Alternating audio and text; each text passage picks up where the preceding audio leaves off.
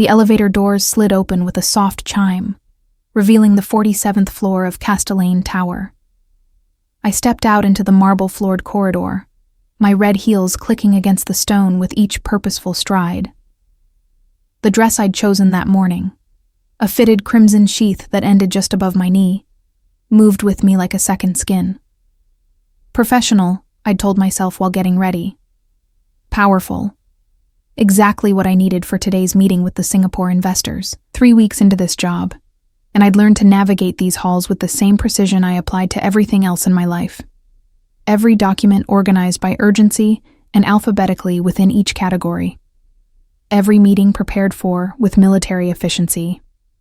Every interaction with our CEO handled with the careful distance one maintains with a particularly dangerous wild animal. Alaric Castellane. Even his name carried weight in this city. 34 years old, self-made billionaire with holdings in real estate, technology, and what the whispered rumors called international logistics, a euphemism that made my skin prickle with unease. I'd heard the stories before accepting this position. The business competitors who'd mysteriously backed down from deals, the journalists who'd stopped investigating his operations, the politicians who suddenly became very accommodating after private meetings in his office. My mother had begged me not to take the job. Men like that, she'd said, her voice tight with fear. They don't just employ people, they own them. But the salary had been impossible to refuse, triple what I'd made at my previous firm, with benefits that would finally let me pay off my father's medical debt and help my younger sister through graduate school. I adjusted the slim folder under my arm, containing the final presentation materials I'd compiled over the weekend. The Singapore group was considering a $200 million investment in Castellane's latest development project.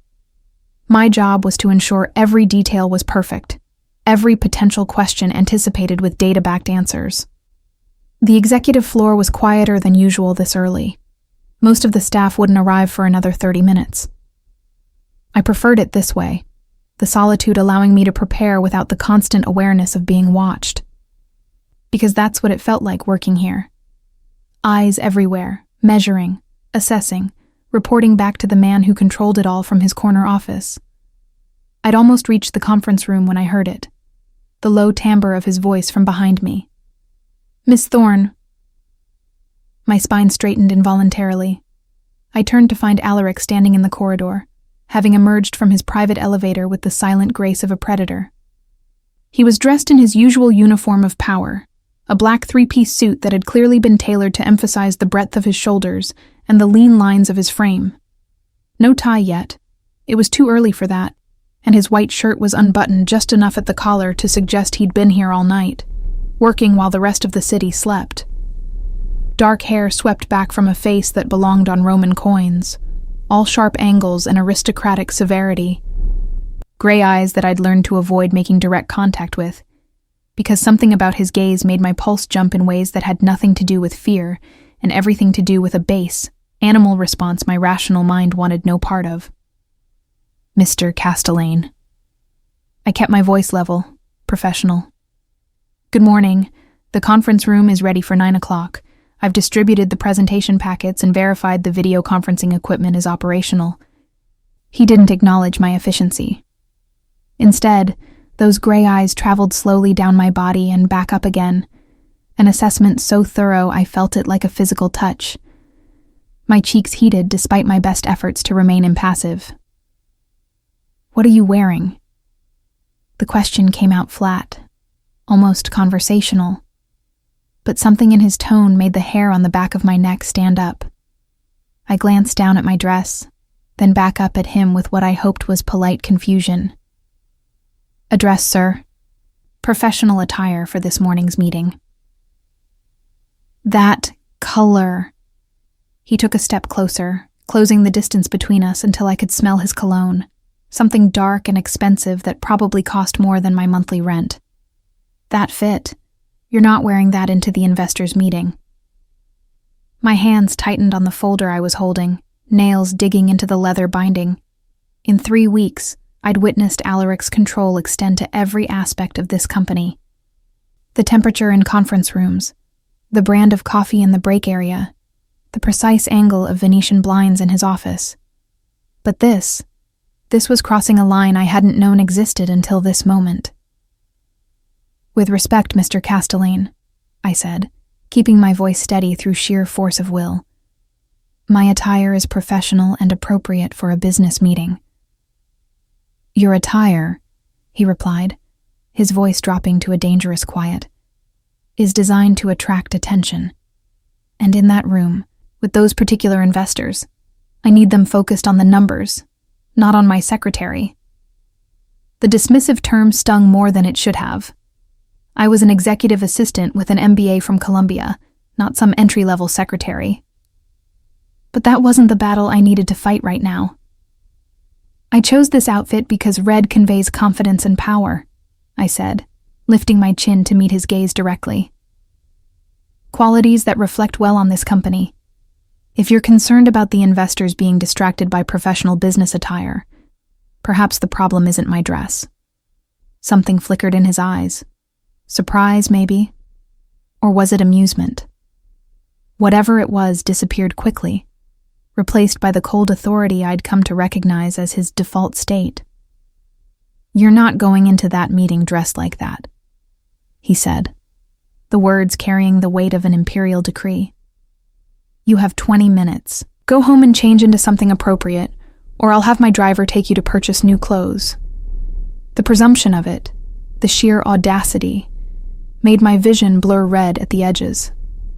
This man who already controlled so much, who wielded power like a weapon, now wanted to dictate what I wore to work, as if I were a possession to be dressed and displayed according to his preferences. "No." The word came out before I'd fully formed the thought behind it. Alaric's eyes narrowed. "I beg your pardon?" "No," I repeated, this time with more force. "I'm not changing my clothes. I'm not going home. And I'm certainly not letting your driver escort me shopping like some kind of dress-up doll. If you have a problem with my appearance, then fire me. Otherwise, I have a meeting to prepare for." The silence that followed stretched between us like a live wire. I could see the muscles in his jaw working, see the way his hands, which had been loose at his sides, slowly curled into fists. Part of me, the part that valued self-preservation, screamed to back down, to apologize, to do whatever this dangerous man demanded. But a louder part, the part that had fought for every opportunity in my life, refused to bend. "You're new here, Miss Thorne," Alaric said finally, his voice so controlled it was almost emotionless. "So perhaps you don't yet understand how things work in my organization. When I give an instruction, it's not a suggestion. It's not open for debate. You will go home and change, or you will be escorted from the building. Those are your options." I felt my hands trembling and gripped the folder tighter to hide it. "Then escort me from the building, because I'm not changing my clothes for you or anyone else." For a long moment, we stood there in the empty corridor, locked in a battle of wills that neither of us seemed prepared to lose. I could see the calculations happening behind his eyes, the weighing of options and consequences. This was a man accustomed to absolute control, to having every order followed without question. My defiance was a variable he hadn't accounted for. "The meeting begins in 40 minutes, he said at last, his tone carefully neutral. "Be in that conference room in different attire or clean out your desk. Your choice." He turned and walked toward his office, dismissing me as thoroughly as if I'd ceased to exist. The heavy door closed behind him with a soft click that somehow sounded more final than a slam would have. I stood there in the silent corridor, heart pounding, hands shaking with adrenaline and fury.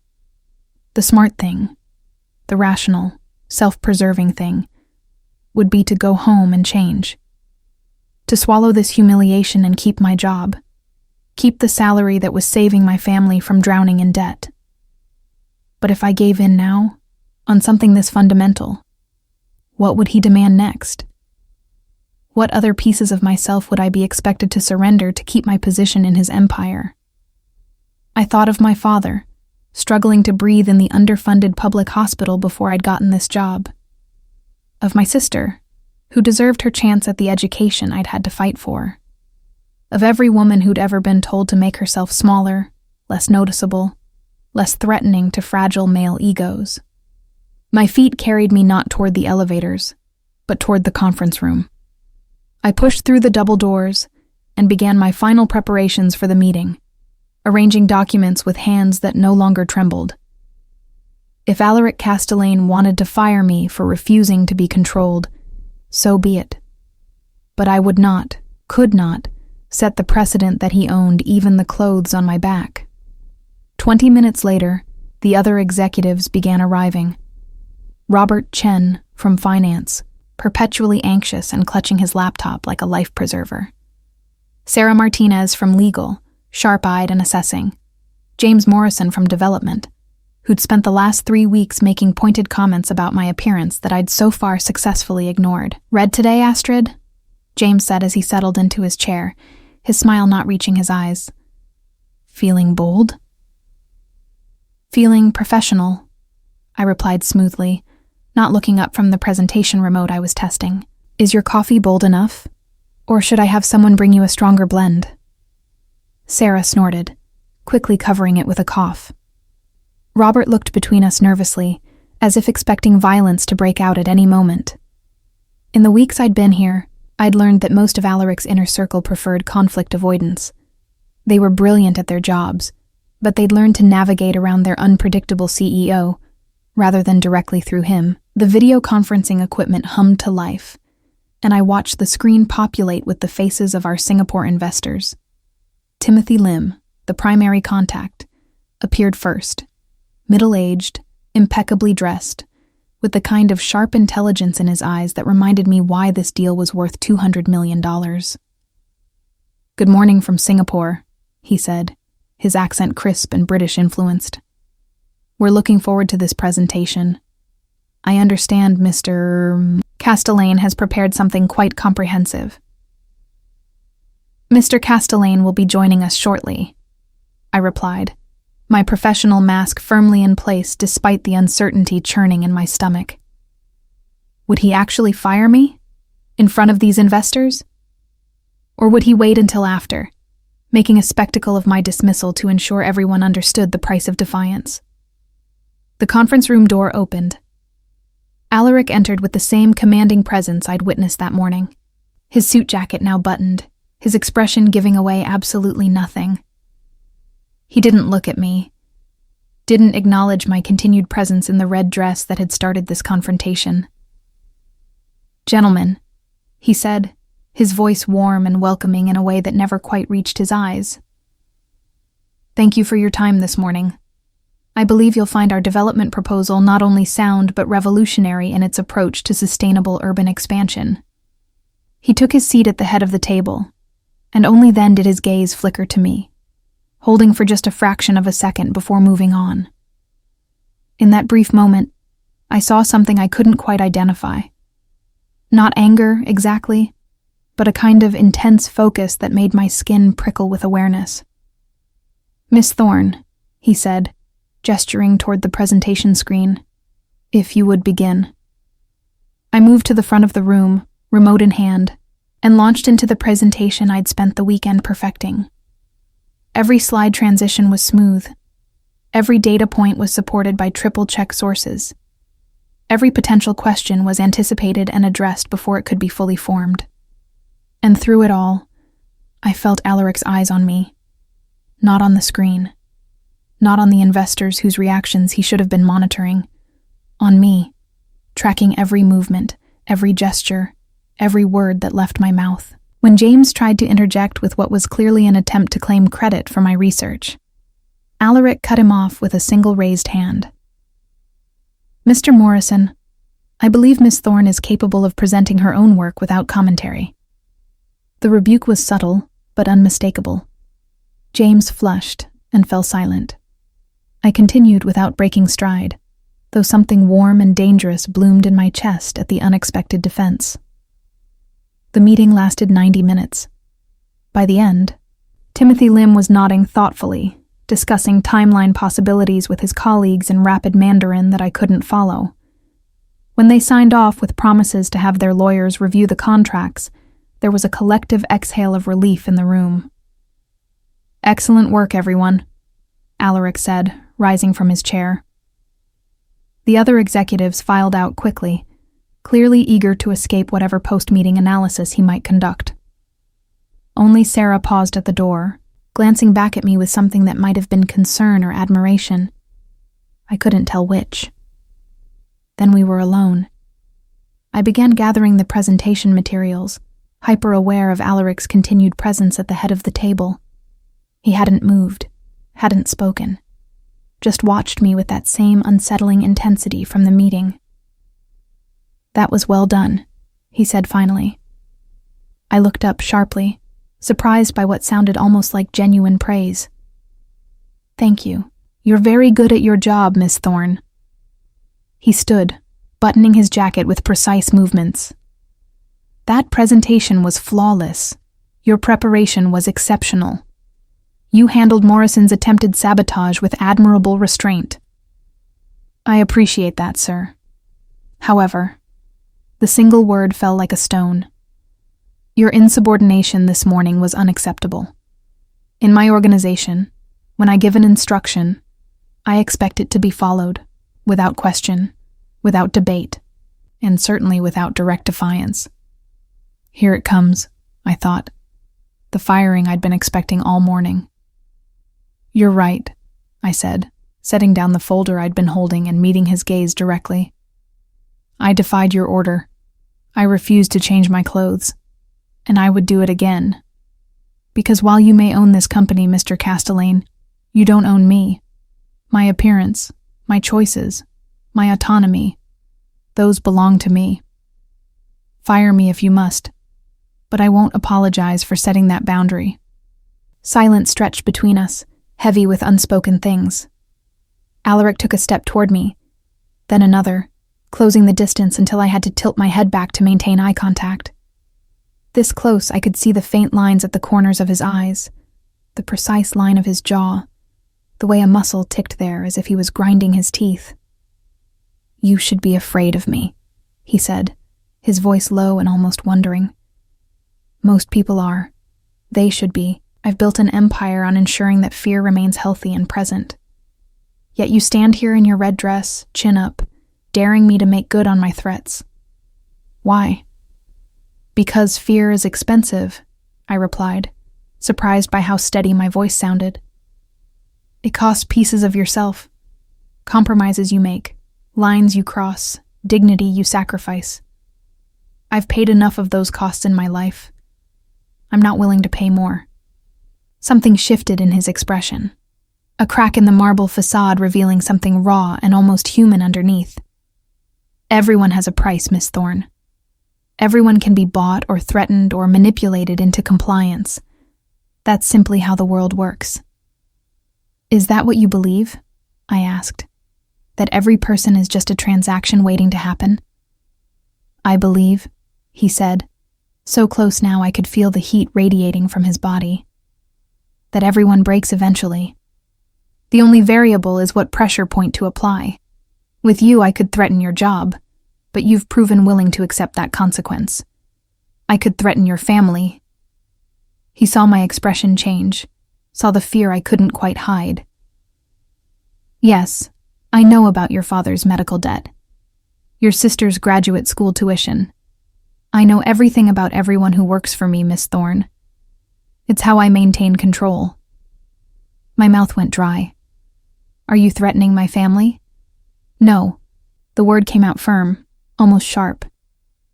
"I don't make war on civilians, and I don't leverage family members as weapons. Those are lines I don't cross, not because I'm noble, but because certain tactics are beneath me." He paused, studying my face with an intensity that made me want to step back, and perversely, made me want to lean closer. "But I'm explaining why you should be afraid. Why most people in your position would have already apologized, changed clothes, done whatever I demanded to keep this job." "And yet you didn't fire me," I pointed out. Even after I defied you directly, in front of investors.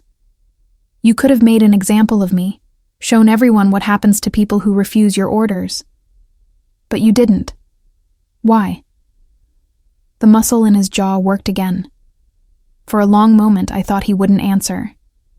Then, because that presentation was perfect. Because you handled yourself with skill I rarely see in people twice your age. Because firing you would have been cutting off my nose to spite my face. And whatever else I am, I'm not a fool. So you're keeping me employed despite my insubordination. I'm keeping you employed because of your competence. But make no mistake, Miss Thorne. This doesn't set a precedent. The next time I give you an instruction, I expect compliance. I felt anger flare hot and bright in my chest.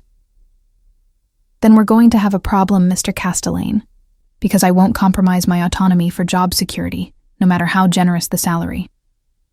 Then perhaps, he said, his voice dropping to something almost dangerous, we need to establish clearer boundaries. You work for me. That means your time, your skills, your professional output. Those belong to me during business hours. But your person, your choices outside of explicit work requirements, those remain your own. Is that acceptable? I searched his face for any sign this was a trap, some manipulation I wasn't seeing. But his expression was serious, almost businesslike, as if we were negotiating a standard contract clause rather than the fundamental terms of my employment. Define explicit work requirements, I said carefully. A ghost of something that might have been amusement touched the corner of his mouth. Smart. Yes, definitions matter.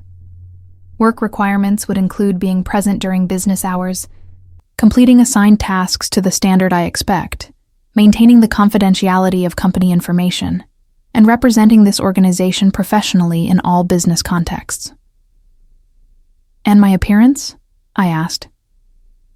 You tried to dictate my clothing this morning. I overstepped. The admission came out grudging, as if extracted under duress. Your appearance at this morning's meeting was professional.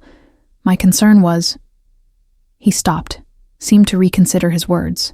I've spent 3 weeks watching men in this office look at you in ways that have nothing to do with your job performance. Morrison particularly. It bothers me. The unexpected confession caught me off guard. Why would that bother you? His eyes met mine, and in them, I saw something that made my breath catch. Something possessive and heated that had nothing to do with employer concern and everything to do with something far more dangerous. That, he said quietly, is a question I've been asking myself since the day you started working here, and I don't yet have an answer I'm comfortable with.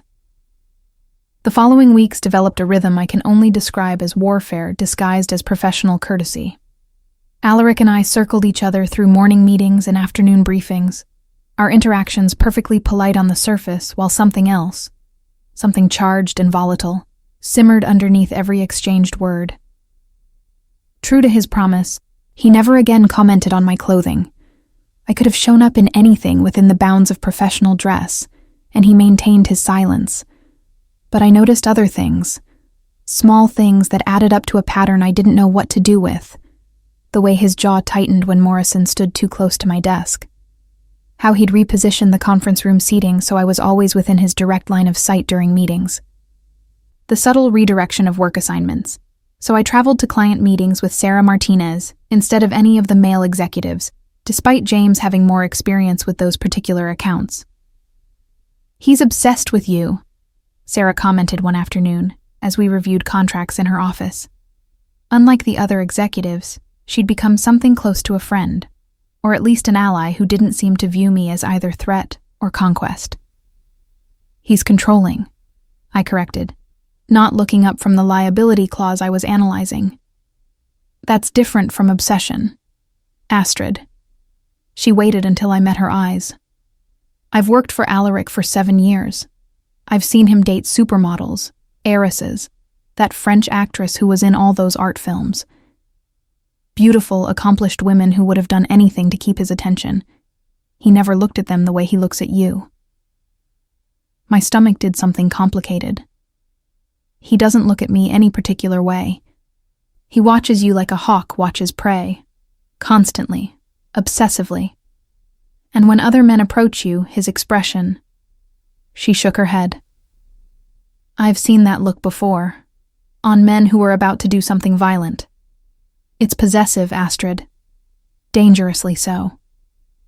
I thought about denying it.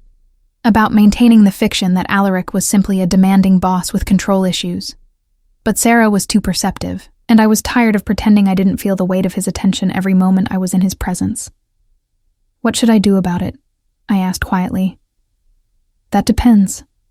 She leaned back in her chair, studying me with the same analytical precision she applied to contracts. How do you feel about him? The question caught me off guard. I'd spent 6 weeks carefully not examining that particular minefield. He's my employer. What I feel or don't feel is irrelevant. Is it? Sarah's expression was knowing, sympathetic. Because from where I sit, watching you two interact, the tension isn't one-sided. You give as good as you get, Astrid. Every challenge he issues, you meet head-on. Every attempt at dominance, you counter with equal force. That's not just an employee navigating a difficult boss. That's something else entirely. I wanted to argue, to insist she was wrong, that I felt nothing beyond professional irritation and healthy wariness around a man whose power extended into dangerous territories. But sitting there in her office with late afternoon sun painting geometric patterns on the carpet, I couldn't quite form the lie. He terrifies me, I admitted, not because I think he'll hurt me physically, but because I can feel myself. I stopped, searching for words. When he looks at me, I feel seen in a way that's both thrilling and absolutely terrifying, like he's cataloging every response, every micro-expression, learning exactly what buttons to push, and the worst part is, I don't entirely want him to stop. Sarah nodded slowly. That's the Alaric effect. He has this way of making you feel like you're the only person in the world that matters when his attention is focused on you. It's intoxicating and dangerous in equal measure. You sound like you're speaking from experience. Early on, maybe I entertained the possibility, she admitted with a rueful smile. But I'm too smart to get involved with my boss, and Alaric never pushed. He's actually remarkably ethical about those boundaries, given everything else about him. What do you mean, everything else? Sarah's expression grew serious. You know what they say about him. The rumors.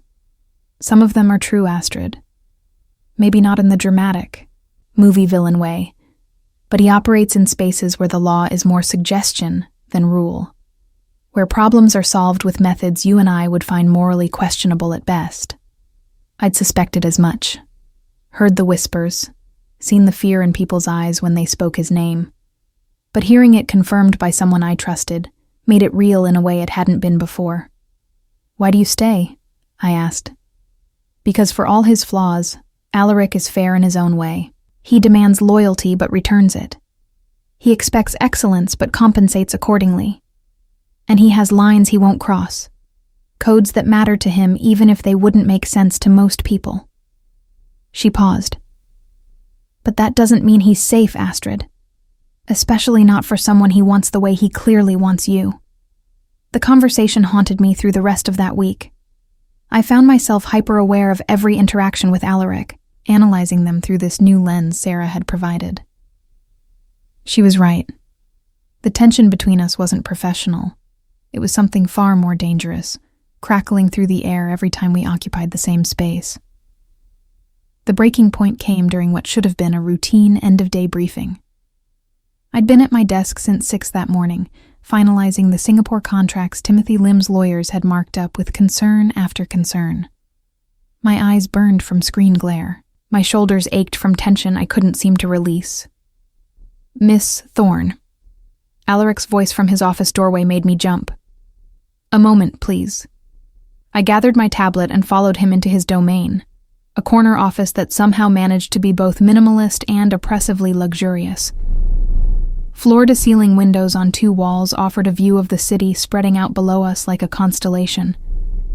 The furniture was all clean lines and expensive materials, the artwork on the walls, pieces I recognized from auction catalogs. "Close the door," he instructed, moving to the bar cart near his desk. I did, though something in my chest tightened at the finality of the latch catching. We'd been alone before, of course, but always with the implicit understanding that anyone could walk in at any moment. With the door closed, that safety net disappeared. "Drink?" He held up a crystal decanter containing what looked like very expensive scotch. "I'm still on the clock. Consider yourself off it as of..." He checked his watch. 7 minutes ago. "Now, will you have a drink or shall I enjoy this alone?" There was a challenge in his tone, subtle but unmistakable. Everything with Alaric was a test, a boundary to be negotiated. I could refuse, maintain my professional distance, or I could accept, acknowledge that whatever was happening between us had already moved beyond the strictly professional, regardless of what we pretended during business hours. "1 drink," I said. He poured 2 glasses with precise movements, then gestured to the seating area, a low-slung leather sofa and matching chairs arranged around a glass coffee table. I chose a chair, deliberately putting space between us. He noticed, of course. That ghost of amusement touched his mouth as he settled onto the sofa, close enough to be intimate, but not quite invading my personal space. "The Singapore contracts," he said, swirling his scotch. "I received the revised version this afternoon. Excellent work navigating their concerns while protecting our interests." "Thank you." I sipped my drink, the smoky burn of incredibly aged liquor warming my throat. "Their lawyers were thorough but reasonable. I think we'll close next week. I have no doubt." He studied me over the rim of his glass. "You've exceeded every expectation I had when I hired you, Miss Thorne. Your work is exemplary. Your judgment is sound. You handle yourself with more composure than people twice your age with twice your experience." The praise should have pleased me. Instead, it put me on guard. Alaric didn't offer compliments without agenda. "I sense a but coming," I said. "Not a but. An and." He set down his glass. "And you've also proven to be the most defiant employee I've ever had. Every instruction I give, you evaluate for reasonableness before complying. Every decision I make, you challenge if you believe there's a better alternative. You question my judgment, contradict my directives, and generally behave as if you're an equal partner, rather than my subordinate." "Should I apologize for being competent?" I asked, unable to keep the edge from my tone. "No." His eyes locked with mine, intense and searching. "You should understand that your defiance is one of the most attractive things about you." The confession hung in the air between us, naked and startling. I felt my pulse kick up, felt heat crawl up my neck despite my best efforts to maintain composure. "Mr. Castellane, Alaric," he interrupted. "When we're alone, you can call me Alaric." "That wouldn't be appropriate. Neither is the way I think about you at 3 in the morning when I should be sleeping." He leaned forward, elbows on his knees.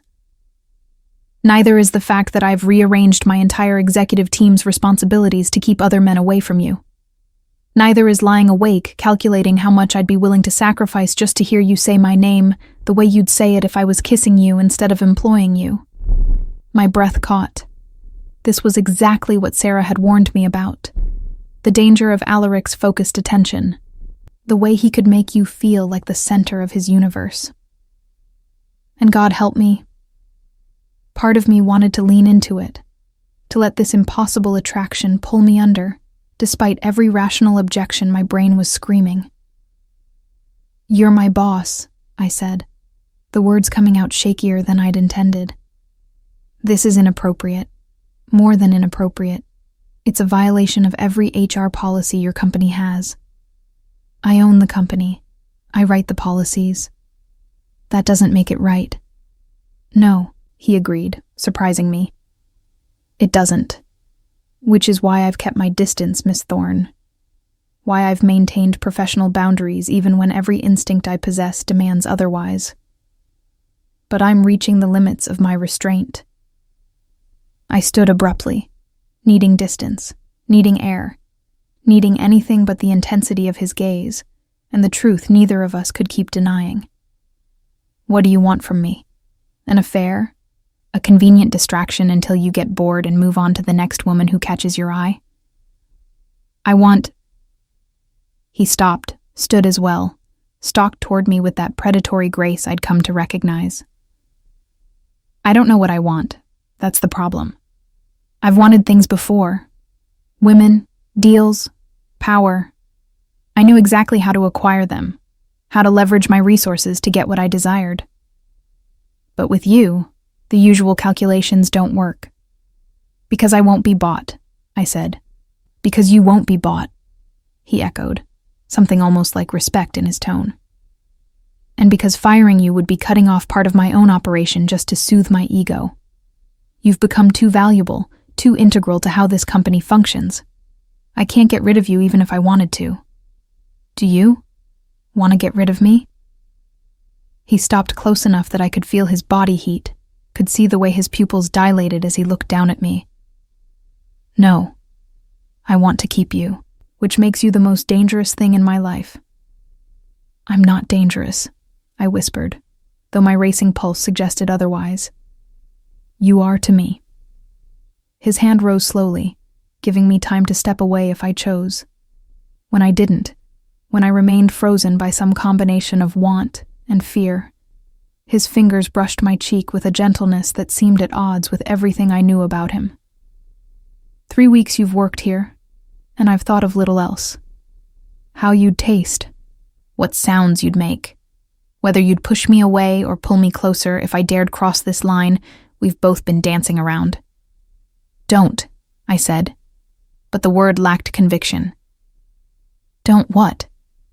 Don't acknowledge that this thing between us exists?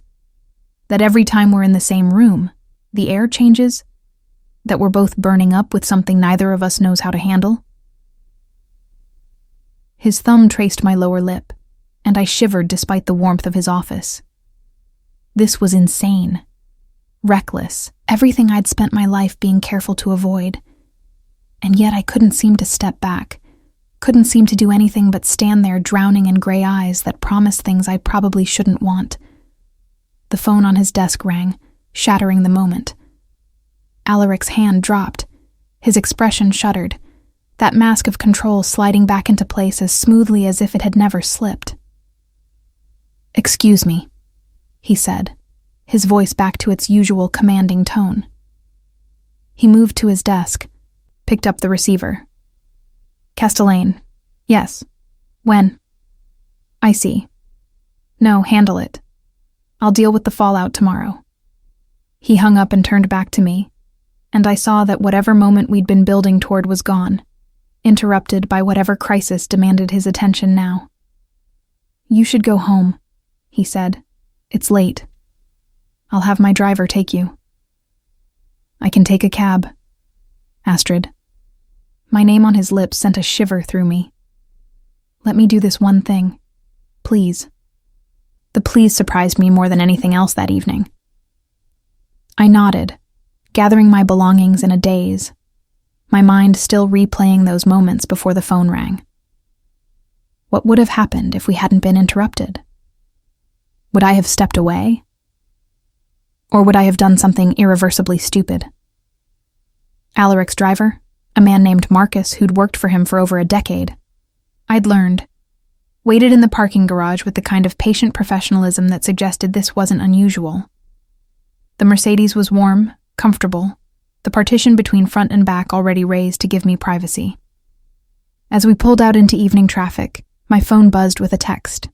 Unknown number. I meant what I said. Every word. Sleep well if you can. A. I stared at the message, then at the contact info. Alaric's personal cell, which he'd never given me before. The intimacy of it, being added to his private contacts, receiving a text that had nothing to do with work, felt more significant than it probably should. I didn't respond, didn't know what to say. Instead, I watched the city lights blur past my window and wondered what the hell I was doing playing with fire that would absolutely burn me if I wasn't careful. My apartment was a studio in a neighborhood that real estate agents optimistically called emerging, and everyone else understood as not yet gentrified. It was clean, safe enough, and affordable, 3 qualities that rarely coexisted in this city.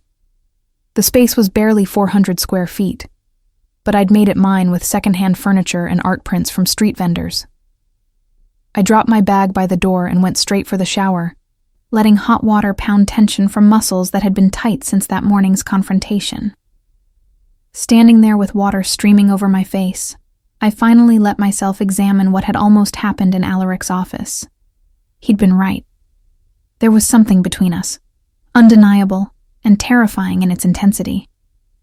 I'd felt attracted to men before, had even thought I was in love once during college. But this was different. This was a hunger that scared me because I understood, instinctively, that if I gave in to it, there would be no going back. Alaric Castellane wasn't the kind of man you had a casual fling with and walked away unchanged.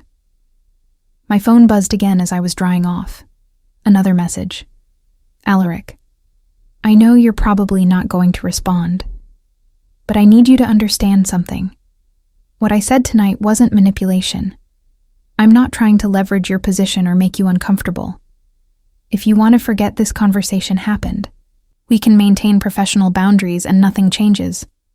You're too valuable to lose over this. The message was so unlike what I expected from him, vulnerable in a way the man I'd seen coldly control rooms full of powerful people never allowed himself to be. Me. Why me? The response came within seconds. Alaric. If I knew that, this would be easier. Sleep well, Astrid. I fell asleep with my phone in my hand, wondering what morning would bring, and whether either of us would have the strength to step back from whatever precipice we were approaching. 3 months into my employment at Castellane Tower, the pretense of professional distance became increasingly difficult to maintain. Alaric and I fell into a pattern of charged exchanges that pushed boundaries without quite crossing them, loaded silences during meetings, conversations that started about work and veered into personal territory, moments when his hand would brush mine passing documents and linger just a fraction too long. The rest of the office noticed. How could they not? The air practically crackled when we occupied the same space. Morrison had stopped making pointed comments about my appearance, perhaps warned off by some quiet word from Alaric I wasn't privy to. Sarah watched us with knowing concern, her earlier warnings hanging unspoken between us during our coffee breaks. It was during one of those breaks, in her office with the door closed, that she finally addressed it directly. You need to be careful, she said, setting down her cup with deliberate precision. Whatever's developing between you and Alaric, it's reaching a point where it can't be ignored much longer. Nothing's developing, I said automatically, though the lie tasted hollow even to me. Astrid. Her tone was gentle but firm. I've known Alaric for 7 years. I've never seen him like this, distracted during meetings, rearranging his schedule to maximize time with you. Last week he turned down a dinner with Senator Chen, a man whose support he's been courting for months, because it conflicted with a contract review he insisted you attend. The Singapore deal is important. The Singapore deal closed 2 weeks ago. This was for the Vancouver project, which has nothing to do with your current assignments. She leaned forward. He's losing his grip, Astrid. And when Alaric loses control, people get hurt. Usually themselves. Are you warning me away from him? I asked, surprised by how defensive I sounded. I'm warning you to be prepared for what comes next. Because this... She gestured vaguely. This buildup, this tension you're both pretending doesn't exist. It has to break eventually. And when it does, you need to decide beforehand what you want. Because in that moment, rational thought goes out the window. Her words haunted me through the rest of that day and into the evening. I was still mulling them over when my phone rang at 11 p.m. Alaric's name illuminated on the screen. I stared at it for 3 rings before answering. "Hello? I need you to come to the office." His voice was tight, controlled in a way that suggested he was holding himself together through sheer force of will. "Now, please." "What's wrong?" "Morrison. He's been selling information to competitors. I have proof. I have him here. And I need you to witness what happens next, because you're the only person in this building I trust to tell the truth if questions are asked later." Ice flooded my veins. "Alaric, if you're about to do something illegal..." "I'm about to fire an employee for cause in front of a witness, with full documentation of his violations. That's all. But given who I am and what people believe about me, I need someone beyond reproach to verify that nothing inappropriate occurred. You're that person." The calculation was obvious. I'd positioned myself as unbuyable, principled to a fault. My word would carry weight precisely because I'd proven willing to stand up to Alaric when he overstepped. Now he was leveraging that reputation to protect himself. "Give me 30 minutes, I said. The office was eerily silent when I arrived, only security desk manned, and the emergency lighting casting long shadows through empty corridors. Alaric met me at the elevator, still in his suit from earlier, but with his tie loosened and exhaustion etched into the lines of his face. "Thank you for coming," he said. "I know this is irregular. That's one word for it." I followed him toward the conference room, my heels echoing against marble. "How did you find out?" "I have people who monitor for data breaches, unusual access patterns. Morrison's been sloppy, probably because he underestimated my security protocols." He paused at the conference room door. "Before we go in, I need you to know that no matter what you might have heard about me, about the things I'm supposedly capable of, I'm not going to hurt him. This is a corporate termination, nothing more." "Then why the late-night dramatics? Why not handle this during business hours with HR present? Because Morrison has friends on the board who would have warned him if this went through official channels. By the time HR drafted termination papers, he'd have disappeared with everything he could steal on his way out." His jaw tightened. This way, he has no warning, no time to do additional damage, and no opportunity to spin his version of events before I control the narrative. The logic was sound, even if the methods were unorthodox. I nodded once, and Alaric opened the door. James Morrison sat at the conference table, trapped between 2 of Alaric's security team. His confident veneer had cracked, revealing the fear beneath. When he saw me enter behind Alaric, something like hope flickered in his eyes. "Astrid, thank God. Tell him this is insane. I haven't done anything wrong." "Miss Thorne is here as a witness," Alaric said, his voice cold as Arctic wind. "Not as your character reference. Sit down, Morrison. We're going to review exactly what you've done, and then you're going to sign a separation agreement that includes a very comprehensive non-disclosure clause." For the next hour, I watched Alaric methodically destroy James Morrison's denials. He had screenshots of messages, access logs showing unauthorized entry into secure files, even recordings of phone conversations Morrison had been careless enough to conduct from his office line. The evidence was damning, irrefutable, and presented with a clinical precision that left no room for argument. Through it all, Morrison's bravado crumbled. He tried threats, claiming he'd go to the press, that he had his own evidence of Alaric's illegal activities. The threats died quickly when Alaric simply smiled and said, "Try it, see what happens." Finally, Morrison signed the separation agreement, his hand shaking so badly the signature was barely legible. Alaric's security escorted him from the building with instructions to collect his personal items under supervision and vacate the premises immediately. When they were gone, silence settled over the conference room like a physical weight. I'd observed the entire proceeding without comment, making mental notes of everything said and done, prepared to serve as exactly the kind of witness Alaric had requested. "Well," he asked finally, loosening his tie completely and letting it hang loose around his neck. Do you think I handled that appropriately?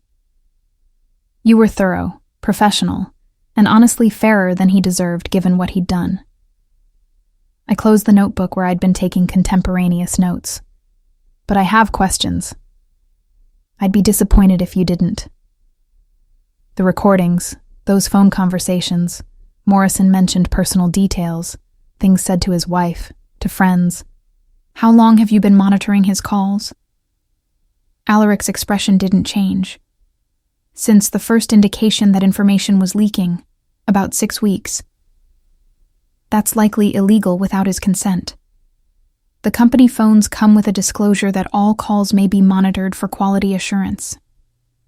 Morrison signed that acknowledgement when he received his device 3 years ago. And the access logs? The files he viewed. Some of those were marked confidential, but weren't formally classified. A defense attorney could argue he had legitimate reasons to access them. Which is why the separation agreement included a mutual non-disparagement clause and financial compensation in exchange for his silence. I'm not interested in a legal battle, Astrid. I'm interested in removing a threat to my organization with minimal disruption. He studied my face. You disapprove. I think you operate in gray areas and call it black and white because you have the power to define the terms. That's possibly the most accurate description of my business philosophy anyone's ever articulated. He moved toward me, that predatory grace making my pulse jump despite my best efforts to remain composed. Does it frighten you, knowing exactly what kind of man you work for? It should, I admitted. But I think I'm more frightened by how little it frightens me. Something kindled in his eyes. Heat and hunger, and something almost like relief. Say that again. Which part? The part where you admit that working for me, seeing how I operate, hasn't sent you running for ethical high ground. He was close now. Too close. The scent of his cologne mixing with something uniquely him that made rational thought increasingly difficult. Because I've spent 3 months waiting for you to be horrified enough to leave. And you never do. Maybe I'm more morally flexible than I pretend, I whispered, my back against the conference room wall without remembering how I'd gotten there. Or maybe you understand that morality isn't absolute. That sometimes the ethically ambiguous choice is the only practical one.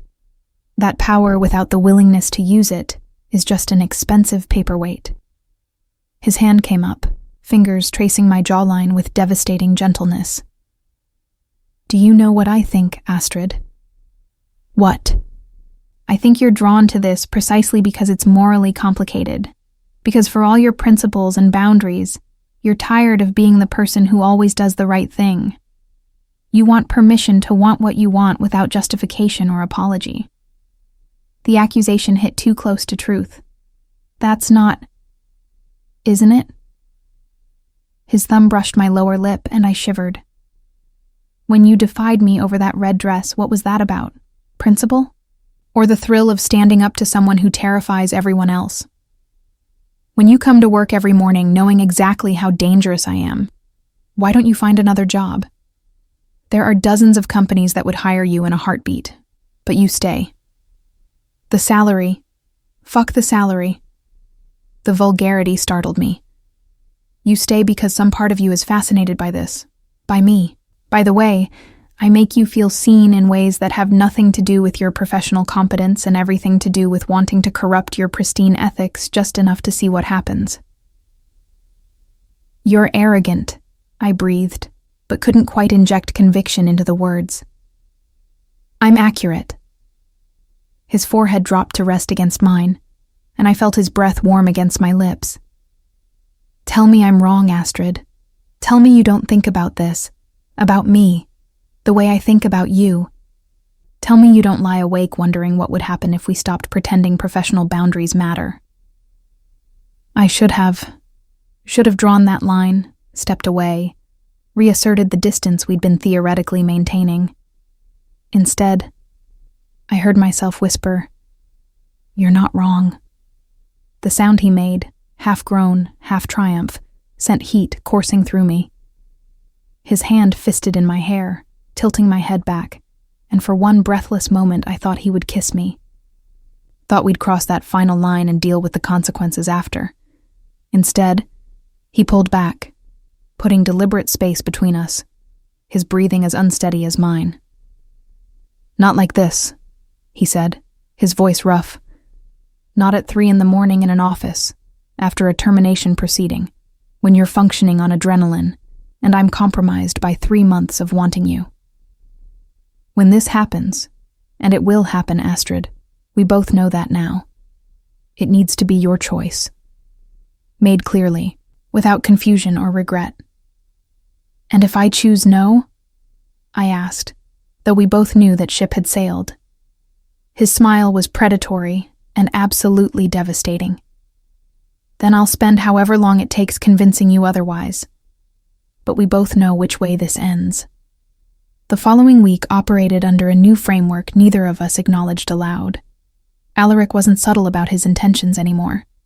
He'd shown his hand that night in the conference room, and rather than retreating behind professional courtesy, he'd leaned into the pursuit with calculated determination.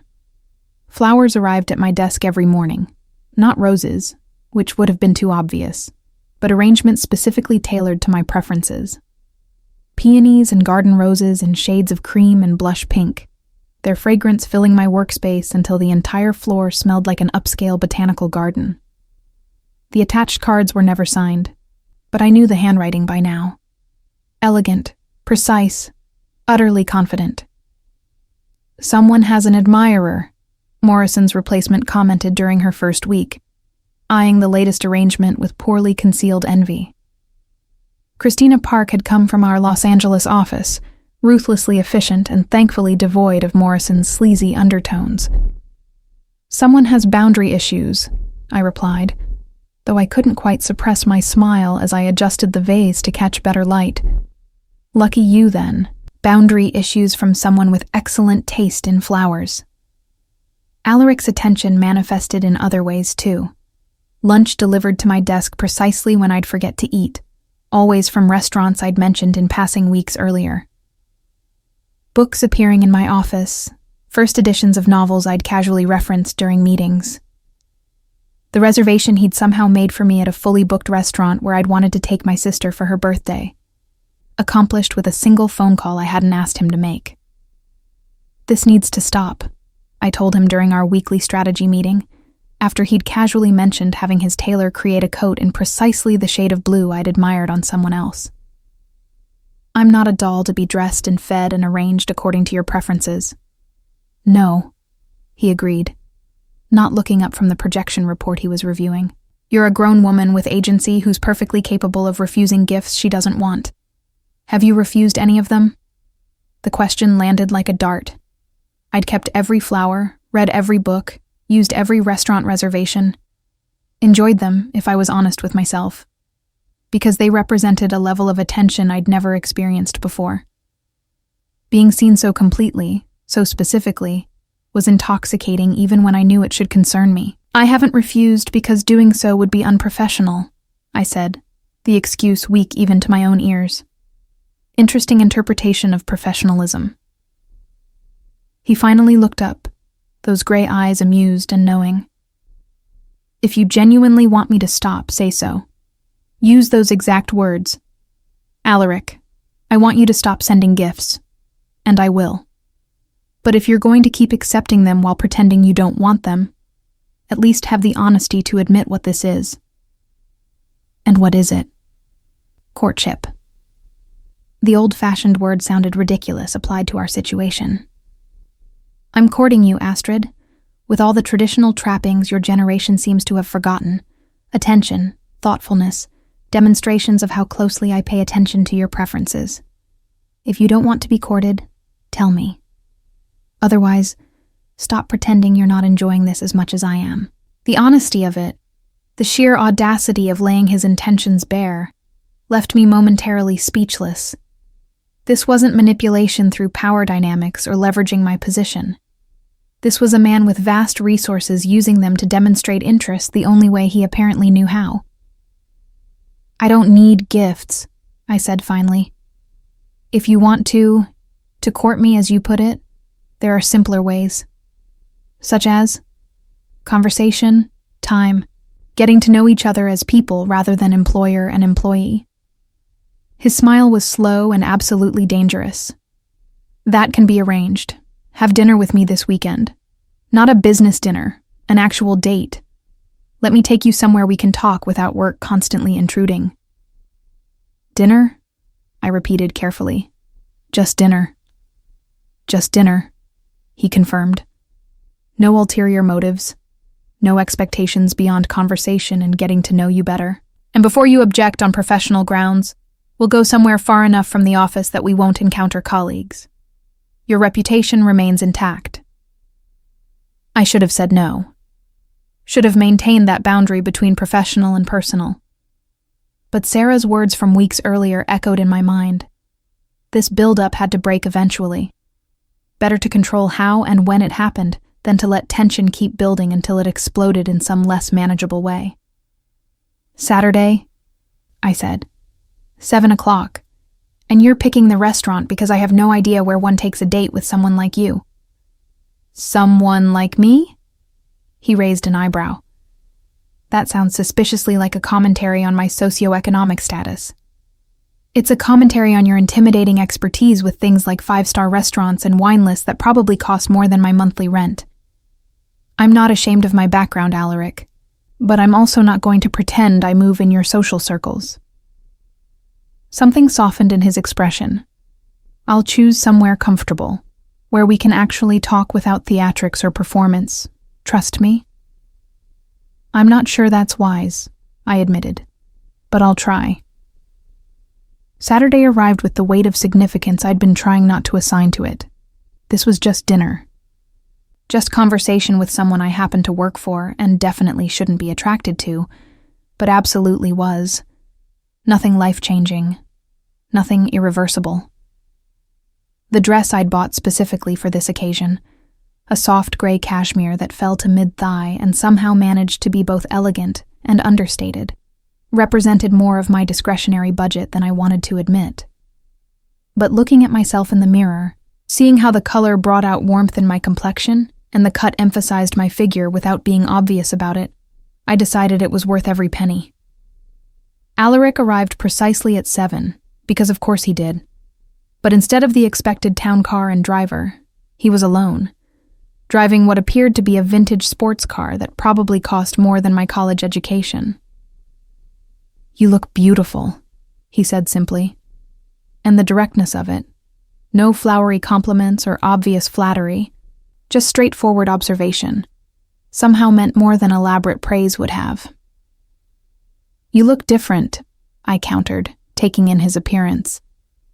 Still expensive, still elegant, but casual in a way I'd never seen him. Dark jeans, a charcoal sweater over a collared shirt, no tie. He looked younger like this, less intimidating, more human.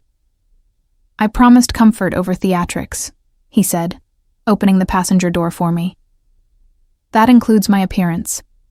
The restaurant he'd chosen was about 40 minutes north of the city, tucked into a converted farmhouse with views of rolling hills already dotted with spring flowers. The interior was warm and intimate. Exposed beams, a working fireplace, tables spaced far enough apart to allow private conversation. How did you find this place? I asked, as we were seated at a corner table with views of the sunset-painted landscape. My mother used to bring me here when I was young. Before... He stopped, seeming to reconsider what he'd been about to say. It was her favorite place when she wanted to escape the city. The mention of his mother surprised me. In 3 months, he'd never referenced family or personal history. I'd learned to see him as fully formed, sprung into being as a powerful CEO without the messy complexity of parents and childhood. Is she still... I began carefully. She passed 15 years ago. Cancer. He said it matter-of-factly, but I caught the tightness around his eyes. My father followed 6 months later. Heart attack, officially. But I think he just didn't want to be here without her. I'm sorry. The words felt inadequate, but he nodded acknowledgement. They had the kind of marriage people write stories about, absolutely devoted to each other. My father built his empire as much to give her the life he thought she deserved as for any personal ambition.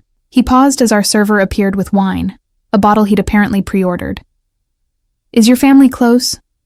Geographically, no. My parents retired to Arizona last year. My sister's finishing her master's in Boston. I sipped the wine he'd poured, surprised by how easy it was to talk about this. But we're close in the ways that matter. Weekly video calls, visiting when we can. They worry about me in the city, but they understand why I need to be here, for opportunities they couldn't access in small-town Arizona.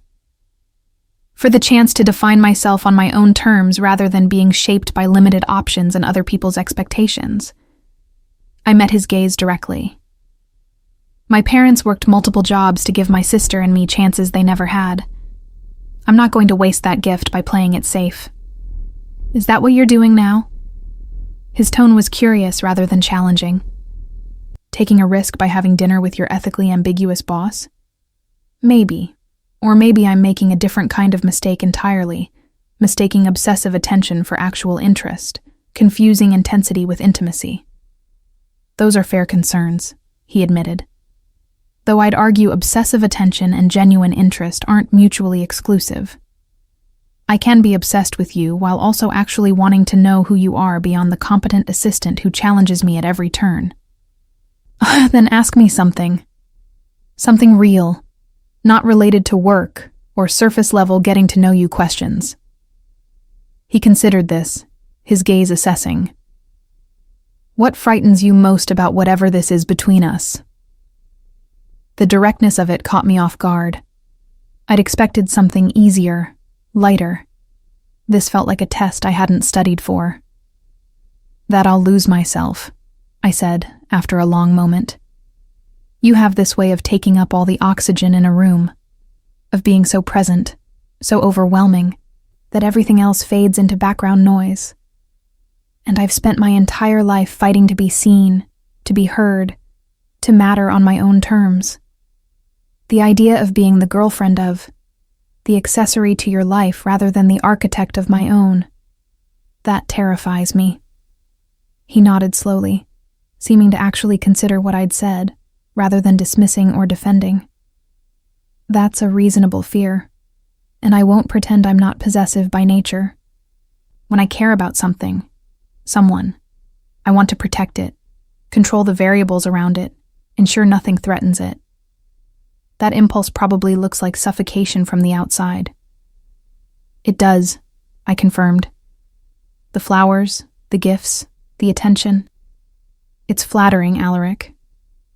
But it's also intense enough to feel threatening. Then let me ask you this. He leaned forward, his gaze locked with mine. What would you want this to look like? If we stripped away all the complications of professional relationship and power dynamics, if this was just two people exploring attraction, what would you need from me? Equality, I said immediately.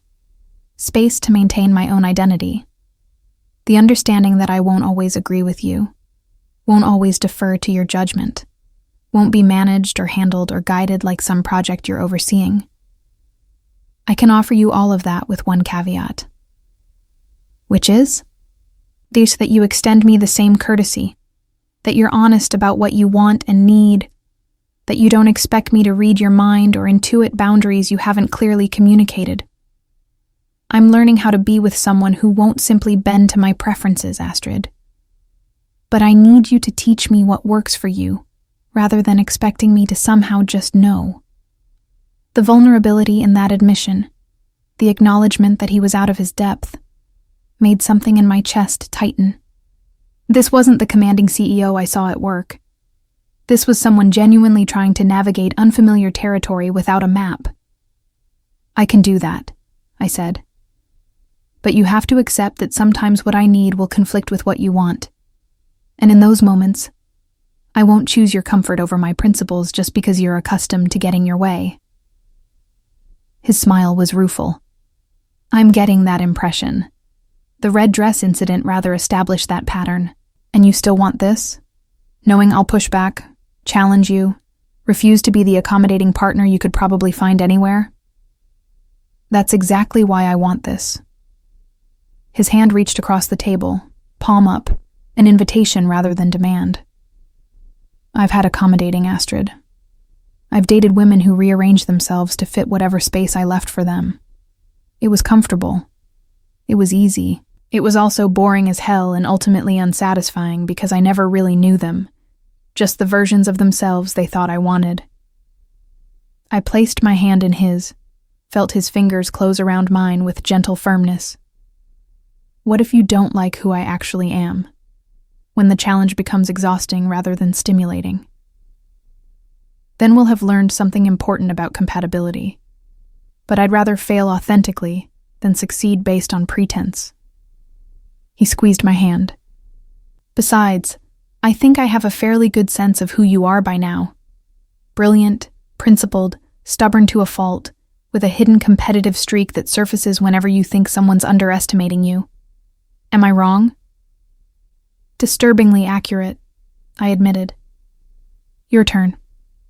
What do you need from me if this becomes something real? Patience. The answer came without hesitation. I've spent 15 years building an empire based on control and calculated risk. Letting someone pass those defenses, making myself vulnerable, that doesn't come naturally. I'll probably overcorrect, push too hard, or pull away entirely when things get too intense. I need you to call me on it, rather than simply accepting that behavior as who I am. I can do that. I'm fairly gifted at calling you on your bullshit. I've noticed. His smile was warm, almost affectionate. It's one of your more attractive qualities. We talked through dinner. 3 courses that somehow passed in what felt like minutes. The conversation flowing with surprising ease once we'd established that framework of honesty. He told me about building his company from the inheritance his father had left, about the mistakes and gambles that had eventually paid off. I told him about working 2 jobs through college, about the scholarship that had made Columbia possible, but hadn't quite covered all the associated costs. How did you pay for it? He asked. If the scholarship didn't cover everything.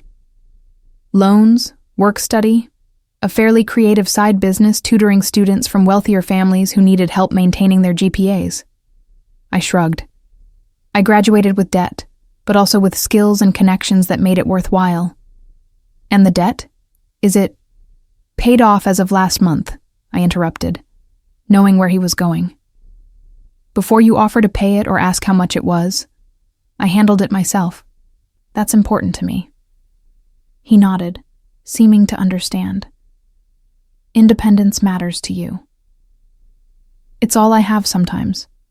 The knowledge that I built my life through my own efforts, that everything I've achieved is mine because I earned it. I met his gaze. That's why accepting gifts from you feels complicated. It blurs that line. Would it help if I framed it differently? He topped off our wine glasses. I'm not giving you things to imply you need them or can't afford them yourself. I'm giving them because I want to. Because making you smile has become something I actively work toward. The gifts are for my benefit as much as yours. That's an interesting rationalization. It's the truth. Seeing your face when the books arrive, or when you think no one's watching and you lean into the flowers to breathe them in, that gives me more satisfaction than closing $1 million deal. Let me have that pleasure without turning it into a referendum on your independence. When he put it that way, my objection seemed churlish. Fine, but nothing extravagant. No jewelry, no cars, no first edition books and well-chosen flowers. I can work within those parameters.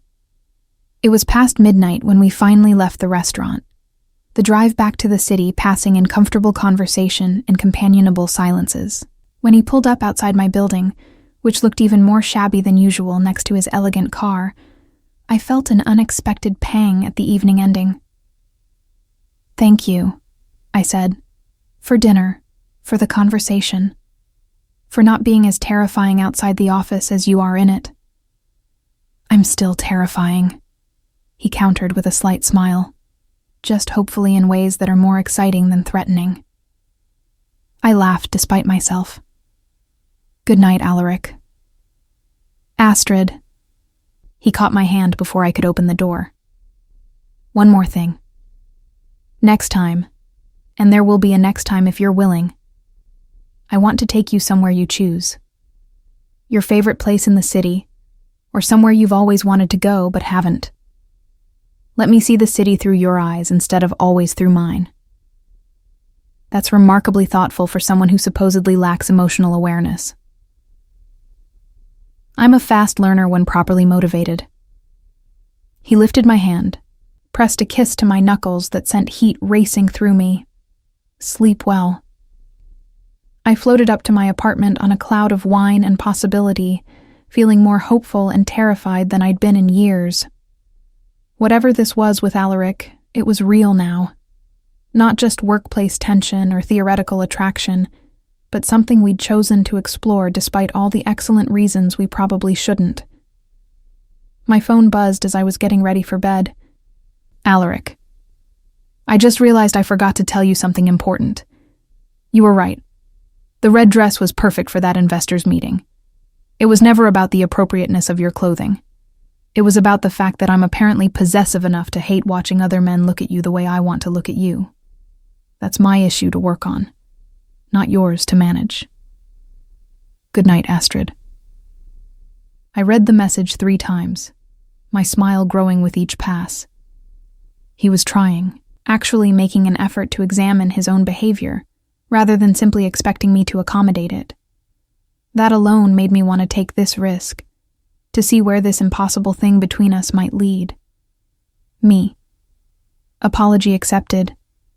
And for what it's worth, I liked you looking at me that way. Good night, Alaric. His response came instantly. Careful. Admissions like that make me want to significantly escalate my courtship efforts. Me. Consider me warned. Now actually let me sleep. Alaric. As my lady commands. I fell asleep smiling, my phone still in my hand, wondering how this dangerous, fascinating man had managed to become the best risk I'd ever decided to take. 3 weeks after our first official date, Alaric and I had settled into a rhythm that somehow managed to balance professional boundaries at work with increasingly personal connections outside it. We were careful, never arriving or leaving together, maintaining appropriate distance during business hours, avoiding displays of favoritism that might undermine my credibility with the team. But everyone knew anyway. How could they not, when the tension between us had transformed from adversarial to something charged with entirely different energy?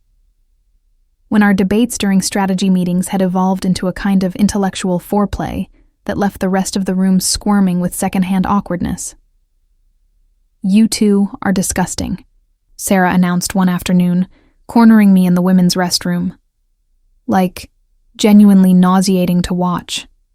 The eye contact alone during this morning's presentation could have set the conference room on fire. I don't know what you're talking about, I said, though my reflection in the mirror betrayed me with flushed cheeks and badly suppressed smile. You're having dinner with him tonight, aren't you? Maybe. Astrid. She waited until I met her gaze in the mirror. I'm happy for you. Genuinely. But I also need you to be realistic about what you're getting into. Alaric's world. It's not just expensive restaurants and thoughtful gifts. There are aspects of his life you haven't seen yet. Dangerous aspects. I know what he is, I said quietly. Or at least, I know enough. Do you? Do you know about the construction project that went to his company after the original contractor's office mysteriously burned down? About the journalist who was investigating his operations until her sources suddenly recanted everything? About... Stop. I turned to face her directly. Whatever you're about to tell me, don't. Because then I'll know it, and knowing it creates complications I'm not ready to deal with yet. Sarah's expression was sympathetic but firm. Willful ignorance won't protect you, Astrid. I'm not ignorant, I'm choosing where to draw my lines. The business side of Alaric's life, the morally ambiguous aspects, those are his to manage. I'm not his conscience or his keeper. I struggled to articulate what I was in this arrangement. I'm someone who cares about him despite his flaws, not because I'm pretending they don't exist.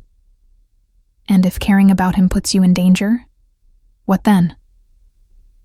The question hung between us, unanswerable because I genuinely didn't know. How much risk was acceptable? How far would I go to maintain a relationship with someone whose very existence operated in moral gray zones I'd spent my life avoiding? That evening's dinner was at my choice of venue, a small Ethiopian restaurant in my neighborhood where I'd spent countless evenings during my early days in the city. Alaric looked charmingly out of place amid the casual atmosphere and mismatched furniture, his expensive clothes and commanding presence drawing stares from the handful of other diners. "This is one of your favorites?" he asked, studying the menu with genuine interest, rather than the condescension I'd half expected. "Best food in the neighborhood and reasonably priced. The owner, Eritrean woman named Hannah, has been incredibly kind to me since I moved here. She fed me for free during the first month when I was between paychecks and too proud to ask my parents for help." Something softened in his expression. "Then I'm honored you're sharing it with me." We ordered family style, the traditional way, sharing dishes from the communal platter while talking about everything and nothing. He told me about the charity foundation his mother had established that he now ran in her memory. I told him about my sister's research into sustainable agriculture and her dreams of revolutionizing small farm practices. "You come from a family of idealists," he observed. "And you come from a family of pragmatists," I countered. "Neither approach is wrong. They're just different ways of engaging with the world." What happens when the idealist and the pragmatist try to build something together? I suppose we're finding out. We were finishing our meal when the restaurant door opened with enough force to make everyone look up. 3 men entered, not the casual neighborhood crowd, but something else entirely. Expensive suits, hard eyes, the kind of presence that screamed danger to anyone paying attention. I felt Alaric tense beside me, his entire demeanor shifting in an instant from relaxed dinner companion to something cold and calculating. His hand found mine under the table, squeezed once, a warning or reassurance, I couldn't tell which. "Castellane," one of the men said, his accent thick and Eastern European. "We need talk." "This isn't the time or place, Dimitri," Alaric replied, his voice carrying authority even in this humble setting. "Call my office tomorrow and schedule an appointment like civilized businessmen." The man, Dimitri, laughed, the sound devoid of humor. "We passed appointments. You owe us meeting. You owe us answers about shipment that disappeared. You owe us nothing." Alaric's voice cut through the restaurant like a blade.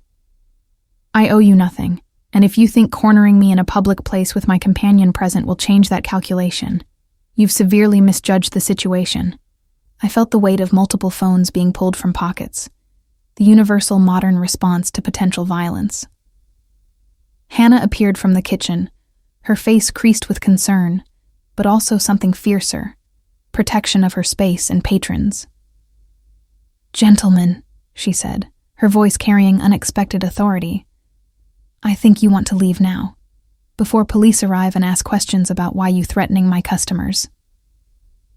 Dimitri's gaze swept the room, taking in the multiple phones already recording, the owner who'd clearly pressed some kind of alarm button, the attention his entrance had drawn. His calculation was visible. Whatever he'd hoped to accomplish by this confrontation, it wasn't worth the exposure. "We finish this later," he said to Alaric. "Soon." They left as abruptly as they'd arrived, the restaurant door closing behind them with a bang that made several diners jump. The silence that followed was heavy, broken only by Hannah's rapid instructions to her staff in her native language. "Are you okay?" Alaric asked, turning to me with concern that seemed entirely focused on my well-being, rather than the threat that had just walked out. I'm fine. Are you? I studied his face, seeing tension in the set of his jaw, the way his hand remained tight around mine. Who were those men? Nobody you need to worry about. That's not an answer, Alaric.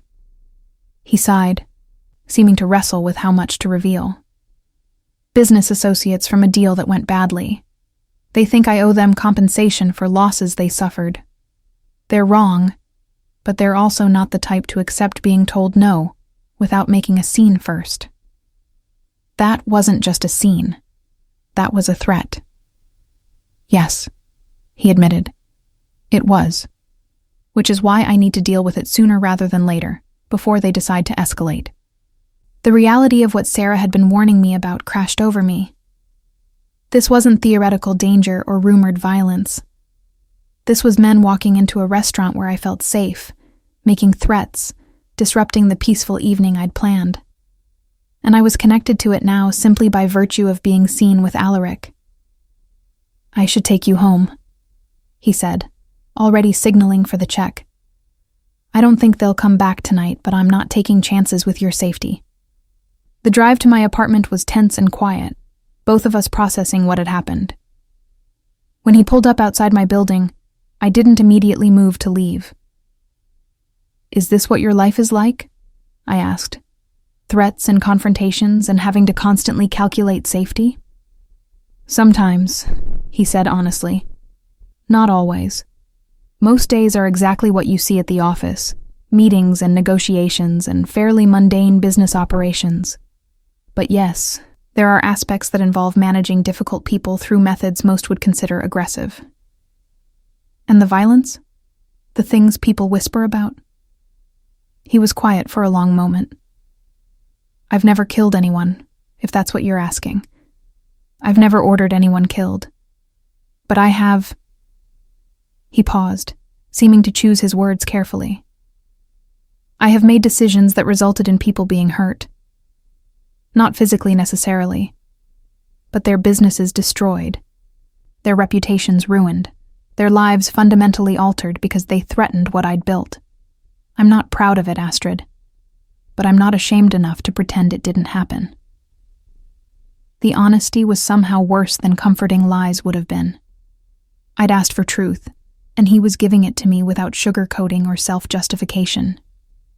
I need time, I said finally, to process this, to think about what it means to be with someone who operates the way you do. I understand. His hand found mine again, thumb stroking across my knuckles. Take whatever time you need.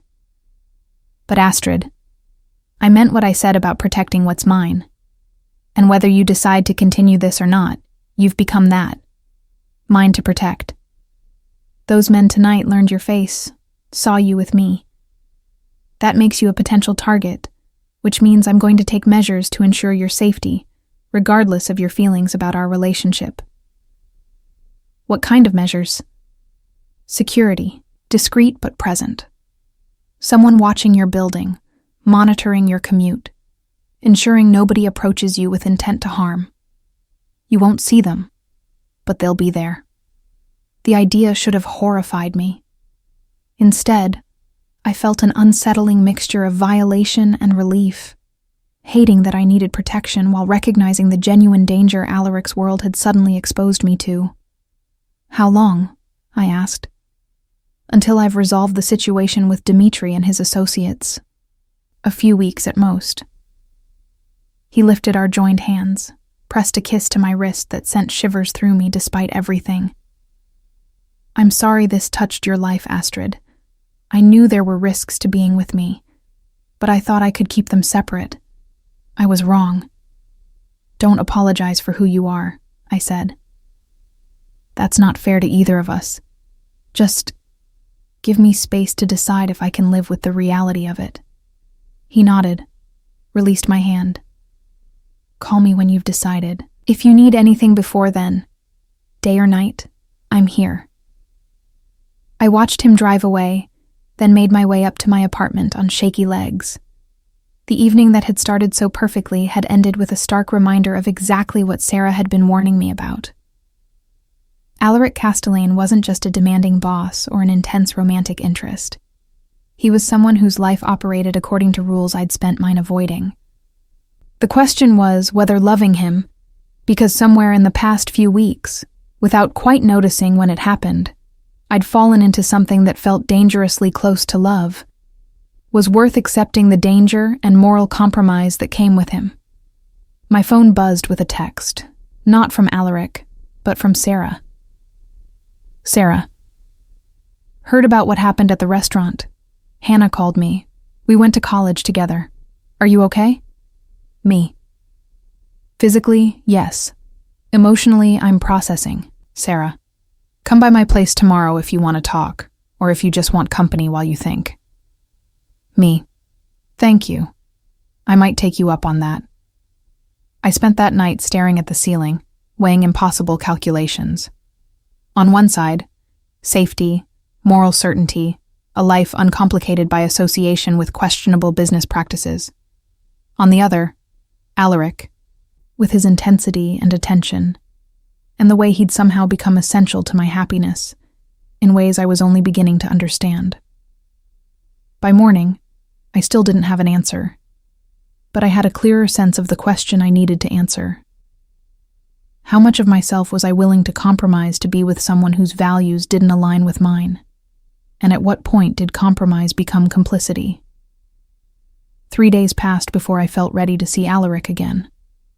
3 days during which I went to work, completed my assignments with mechanical efficiency, and left promptly at 5 without lingering. He gave me space. No flowers, no gifts, no attempts to engage beyond professional necessity. But I felt his attention, constant and intense, tracking my movements with concern that was almost palpable. On the 4th morning, I walked into his office and closed the door behind me. "We need to talk," I said. He looked up from whatever document he'd been reviewing, his expression carefully neutral. "I'm listening." "I've spent 3 days thinking about what happened at the restaurant, about what being with you means in practical terms, about the risk and the moral implications, and all the very good reasons I should walk away. And?" His voice was controlled, but I saw tension in his shoulders, in the way his hands gripped the edge of his desk. And I realized that walking away wouldn't make me safer or more ethical. It would just make me a coward.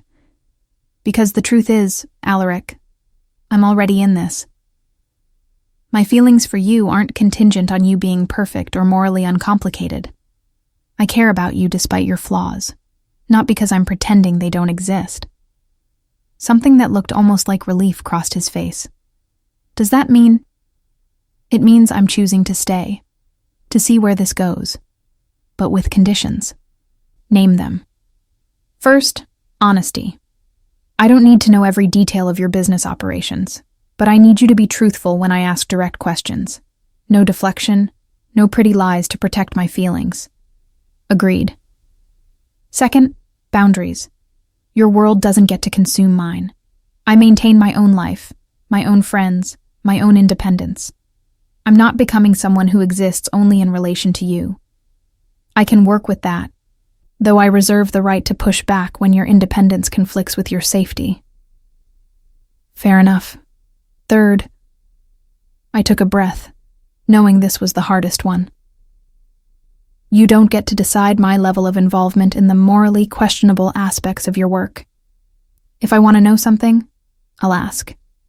If I don't, respect that boundary. I'm choosing selective awareness, and that's my right. He studied me for a long moment.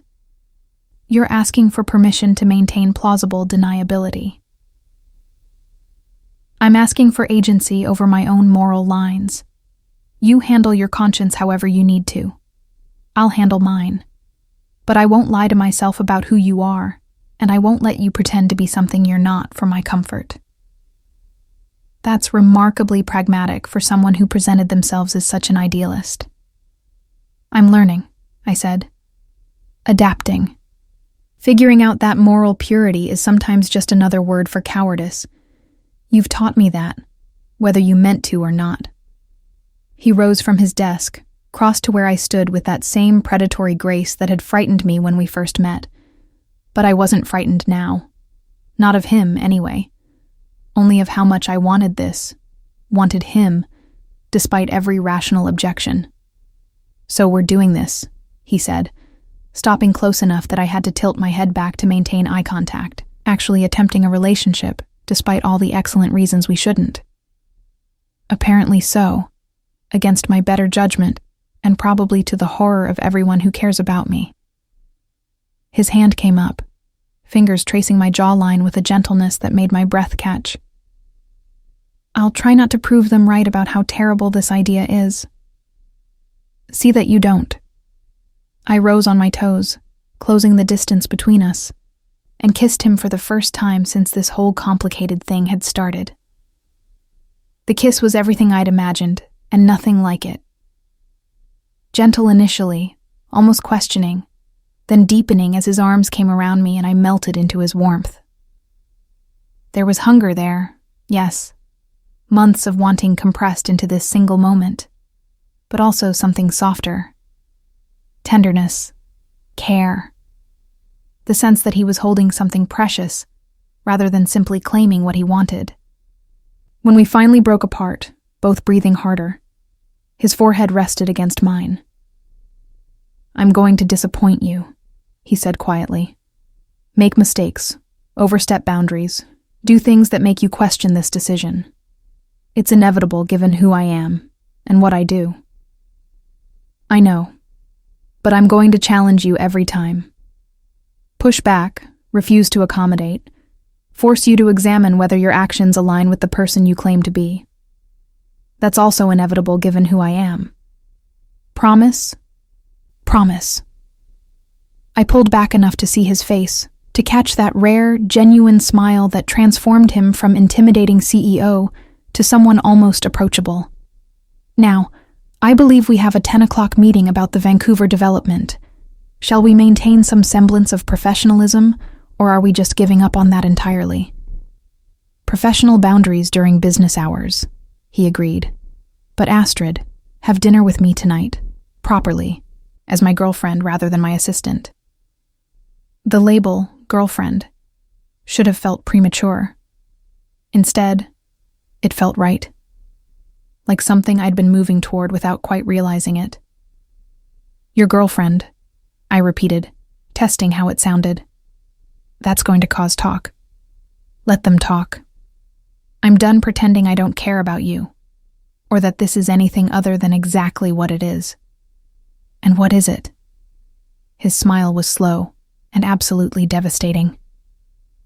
"The most complicated, impractical, potentially disastrous thing I've ever attempted. And somehow, the one that feels most worth the risk." I couldn't have said it better myself. 6 months into our relationship, Alaric and I had developed a rhythm that somehow balanced the various incompatible aspects of our lives. At work, we maintained professional boundaries that fooled exactly no one, but at least preserved the appearance of propriety. Outside the office, we navigated the complicated reality of being together, his world of power and questionable ethics intersecting with my stubborn insistence on maintaining independence. It wasn't always easy. We fought about his possessiveness, about my tendency to push him away when things got too intense, about the fundamental differences in how we approached moral questions.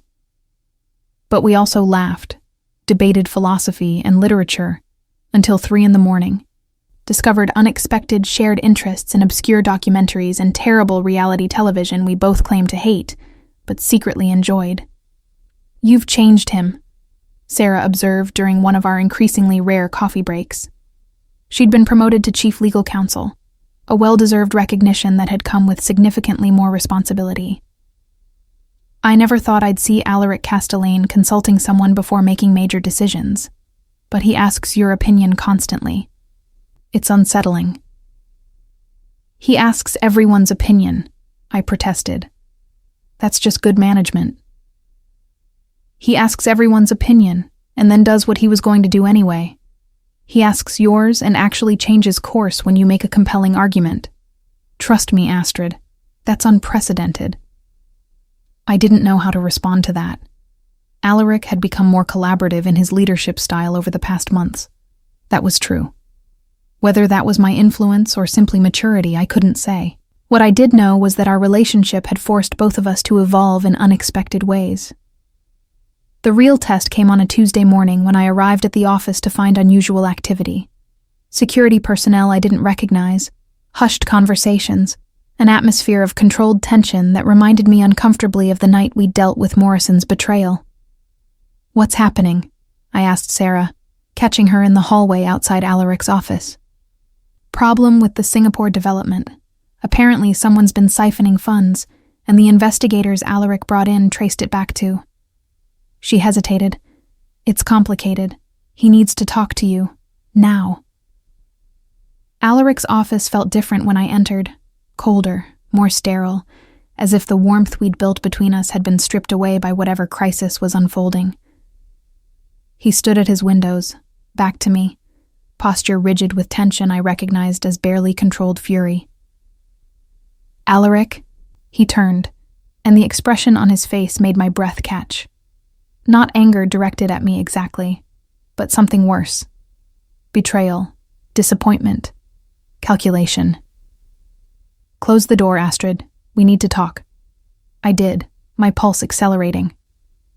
"Sarah said there's a problem with the Singapore project. How can I help?" "You can start by telling me the truth about your relationship with Timothy Lim." The question caught me completely off guard. "What? I don't have a relationship with him beyond the professional one." "He's your investor. I've spoken to him maybe 3 times, all related to the development contracts." "That's not what the investigators found." He moved to his desk, picked up a folder, and held it out to me. "These are bank records showing regular transfers from an account controlled by Lim to an account in your name. Small amounts spaced out over several months totaling just over $50,000. My hands shook as I took the folder, flipping through pages that showed exactly what he'd described. Deposits to an account I didn't recognize, but one that bore my name and social security number. "This isn't mine," I said, my voice rising with panic and confusion. "I never opened this account. I don't know anything about these deposits. Alaric, you have to believe me." "I want to believe you." His voice was carefully controlled, which somehow made it worse than if he'd been shouting. "But the evidence is damning. Regular deposits starting 2 months after you joined this company, always from Lim, always timed to coincide with major development decisions that would have been valuable intelligence for someone positioning to profit from advanced knowledge. You think I've been selling him information?" The accusation was so absurd I almost laughed. "Why would I do that? I'm making excellent money here. I have no reason to." $50,000 is more than your annual salary. That's reason enough for most people." The cold calculation in his assessment felt like a physical blow. This was the Alaric his business rivals saw. The man who made decisions based on evidence and incentives, who didn't let emotion cloud his judgment. "Then investigate further," I said, fighting to keep my voice steady. "Check my actual bank accounts. Talk to Timothy. Something is very wrong here, but I'm not the one behind it." "I intend to, but until I know the full scope of this..." He paused. "You're suspended, effective immediately, with pay, pending the investigation's conclusion." "I'm sorry, Astrid, but I can't have someone in my inner circle I can't trust completely." The professional distance he'd retreated into hurt more than any accusation.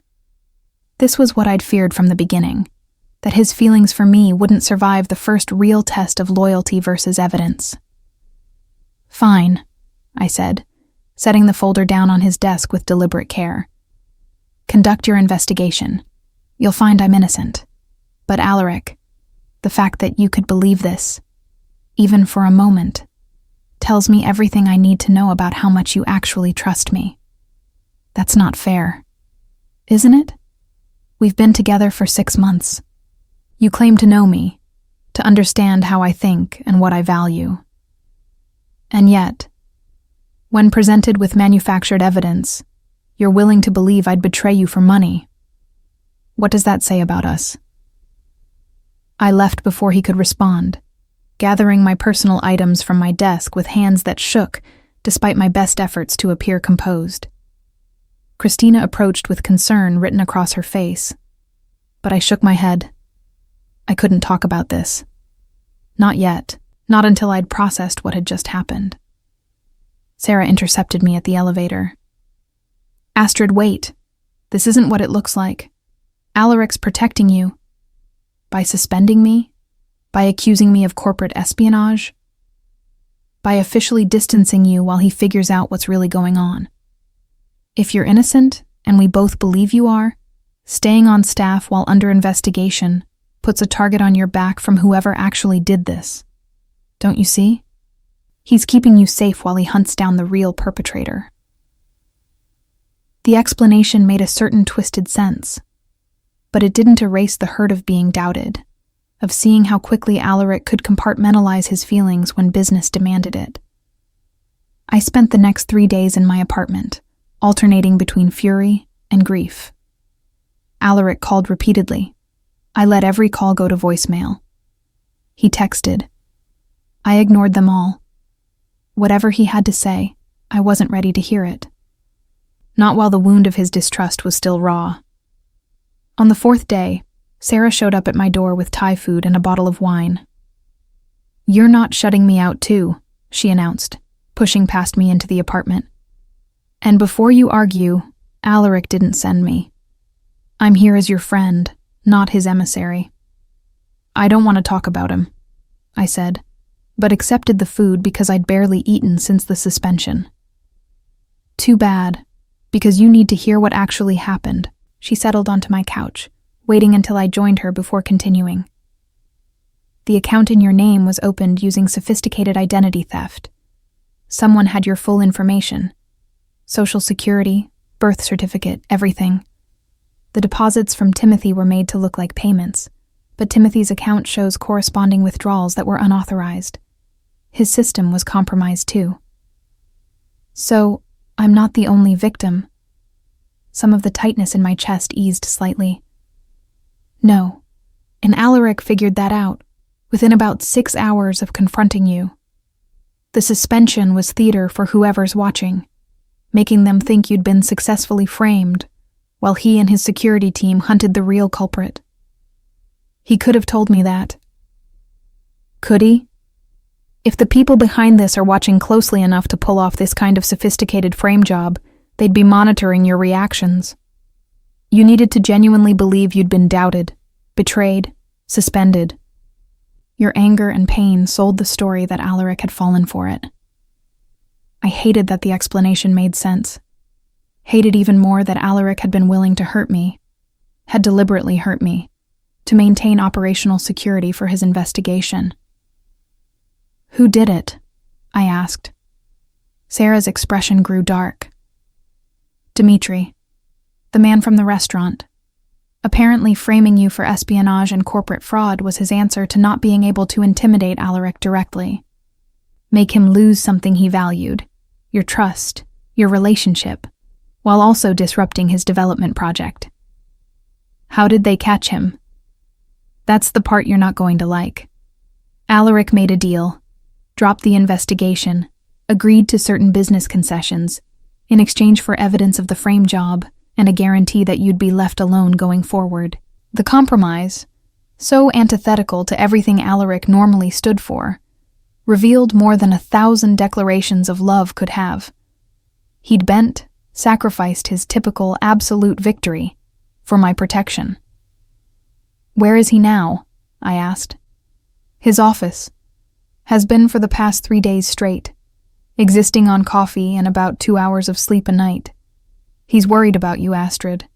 Worried he pushed the act too far, that you'll never forgive him for doubting you even strategically." I thought about that, about Alaric's carefully controlled expression when he'd suspended me, the professional distance he'd maintained. How much had that cost him? To deliberately break my trust in service of protecting me. "The wine's unopened," I said to Sarah. "Want to help me drink it at Castellane Tower instead?" Her smile was relieved and knowing, I thought you'd never ask. Alaric's office was lit despite the late hour, visible from the street as Sarah and I approached the building. The security guard recognized us both, waving us through with a sympathetic nod that suggested he'd been briefed on the situation. The executive floor was deserted, except for the light spilling from Alaric's office. I paused outside his door, suddenly uncertain. Sarah squeezed my shoulder once, then retreated to give us privacy. He was at his desk, head in his hands, looking more exhausted and defeated than I'd ever seen him. My sharp business suit was rumpled, tie loosened, evidence of sleep deprivation in the dark circles under his eyes. Alaric. His head snapped up, eyes widening when he saw me standing in his doorway. Astrid, I didn't... Sarah told you. She told me enough. I crossed to his desk, studying his face. You look terrible. I've been better. He rose, moving toward me with something almost hesitant in his normally confident posture. I know you're angry. You have every right to be. The way I handled this was probably the only way that made tactical sense. I interrupted. I understand why you did it. That doesn't mean it didn't hurt, but I understand. I'm sorry. The words came out rough. Not for protecting you. I'd make the same choice again. But for the doubt you saw in my eyes, even though it was performance. For making you feel like I didn't trust you when the truth is you're the only person I trust completely. Completely enough to sacrifice a business victory for my safety. That wasn't sacrifice. That was basic cost-benefit analysis. Dimitri wasn't worth losing you over. Nothing is worth losing you over.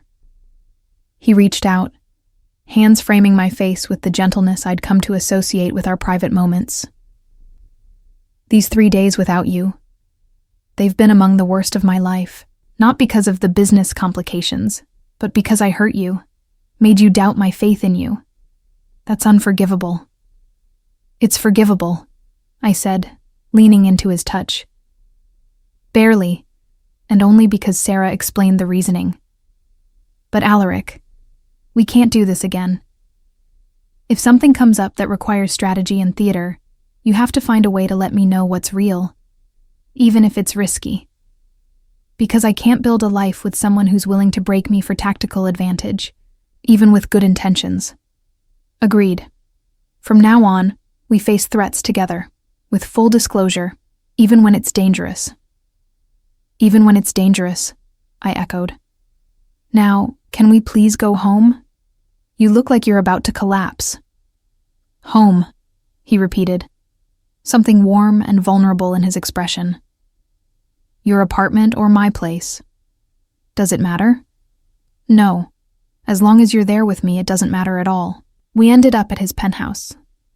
Closer than my apartment, and frankly more comfortable after days of stress and uncertainty. I'd been here before, but always with the awareness that this was his space, his territory. Tonight felt different. Like I belonged here. Like we were building something together rather than me being a guest in his domain. Shower, I instructed, then sleep. The crisis can wait until morning.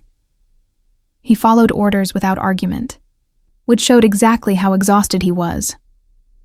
I found one of his shirts to sleep in, made tea I didn't drink, and was waiting when he emerged from the bathroom with damp hair and wearing only sleep pants. Come here, I said, patting the space beside me on his massive bed. He complied, settling against the headboard with a weariness that was as much emotional as physical. I curled against his side, fitting into the space between his arm and torso that seemed designed for exactly this purpose. I love you, he said quietly, the first time either of us had spoken those words despite months of circling around them. I should have told you before this happened. Should have made sure you knew that whatever choices I make, whatever strategies I employ, that truth is always the foundation. I love you too, I replied, the admission easier than I'd expected. Even though you're complicated and morally ambiguous and sometimes infuriating. Maybe because of those things. You challenge me, Alaric. Make me examine my assumptions and decide what actually matters versus what I've been told should matter. Is that good or bad? I'm not sure yet. Ask me again in a year. He laughed softly, the sound rumbling through his chest against my cheek. Fair enough, though I'm hoping by then the answer is definitively good. Don't push your luck. But I was smiling as I said it, feeling the tension of the past days finally beginning to release. We fell asleep like that, tangled together in his expensive sheets, the city lights filtering through floor-to-ceiling windows, and the understanding that whatever came next, we'd face it together, rather than in the isolated certainty we'd each maintained before finding each other. The morning brought a new crisis, a hostile takeover attempt that Alaric had to counter, requiring all hands on deck, including mine. My suspension was quietly lifted, my desk still exactly as I'd left it, my responsibilities immediately reinstated. Think you can handle the Vancouver contracts while I deal with this corporate raid? Alaric asked during the emergency strategy meeting, his tone all business despite the intimacy we'd shared hours earlier. I can handle it, I confirmed. Then, because the entire executive team was watching and waiting to see how we'd navigate this publicly. But only if you actually listen when I point out the liability issues in Section 7 of your counter-proposal. His smile was sharp and almost proud. I'll take your objections under advisement. You'll do more than that if you want this to work. Sarah coughed to cover what was obviously a laugh. Christina didn't bother hiding her amusement. Even the other executives who'd been tiptoeing around our relationship relaxed slightly, seeing that we could maintain professional boundaries while still being ourselves. It took 3 weeks, but Alaric successfully fought off the takeover attempt, restructured his board to eliminate weak points, and generally reminded the business world why crossing him was a terrible idea. I navigated the Vancouver contracts through revision after revision, protecting our interests while accommodating legitimate concerns from the other parties. When the dust settled, when contracts were signed and threats neutralized, we found ourselves back in that Ethiopian restaurant where it had all nearly ended months before. Hannah greeted us like old friends, refusing to let us pay despite Alaric's protests. You two, she said, shaking her head with affectionate exasperation. Still together despite everything trying to tear you apart. That's something special. That's something worth celebrating. What do you think? Alaric asked as we shared injera and various stews from the communal platter. Are we worth celebrating? I considered the question. Really considered it. The past 9 months had been complicated, intense, often uncomfortable. We'd fought and reconciled, pushed each other to evolve, navigated crises that would have destroyed less stubborn partnerships. We were far from perfect together, but we were together. Neither of us willing to give up, despite all the excellent reasons we probably should. Yeah, I said finally. I think we are. Good. He reached across the table, taking my hand in his. Because I have a question I've been waiting for the right moment to ask. My heart rate kicked up. What kind of question? The kind that comes with a ring and a promise, and a future that might be complicated but will definitely not be boring. He paused. Marry me, Astrid. Not because it makes business sense or because we're caught up in crisis and intensity, but because I love you, and I want to build a life with you, and I'm done pretending there's any version of my future that doesn't have you in it. I stared at him, simultaneously shocked and not surprised at all. This was Alaric, decisive, confident, knowing what he wanted, and pursuing it without hesitation. I'm not proposing right now, he clarified. Not properly. That requires planning. A ring that's not going to be an afterthought, and probably a conversation where we're both less exhausted from back-to-back corporate warfare. But I wanted you to know that's where this is heading, so you can start thinking about your answer. And if my answer is that I need time, that marriage feels too fast, too permanent, then we take time. But Astrid, I'm not going anywhere. Whether we're married in 6 months or 6 years, the outcome is the same. You're it for me. The declaration was so utterly Alaric, absolute, uncompromising, delivered with the same certainty he brought to every significant decision. And somehow, that certainty made me brave enough to be honest about my own feelings. "Ask me again," I said. "In a few months, with planning and a ring and whatever theatrical production you're envisioning. And I'll probably say yes, because you're right. This complicated, imperfect, occasionally infuriating thing we've built is also the best thing that's ever happened to me." His smile was radiant, transforming his face from intimidating CEO to someone almost boyishly delighted. "I'll make sure the proposal is worthy of the yes." We finished dinner talking about the future, not in abstract terms, but in concrete plans and shared dreams, where we'd live, how we'd manage careers that both demanded everything, whether to maintain professional boundaries or just accept that everyone already knew. The conversation that had terrified me months ago felt exciting now, full of possibility rather than threat. As we left the restaurant, Alaric's arm around my waist and my hand in his, I reflected on how far we'd both come. I wasn't the woman who'd frozen at a direct order from her boss anymore. He wasn't the man who thought control and possession were the same as caring. We'd challenged each other, changed each other, somehow become people who could build something real, despite starting from impossible positions. "You wore red today," Alaric observed as we walked toward where his car was parked. I glanced down at the crimson dress I'd chosen that morning, almost identical in shade to the one that had started this entire complicated journey. I did.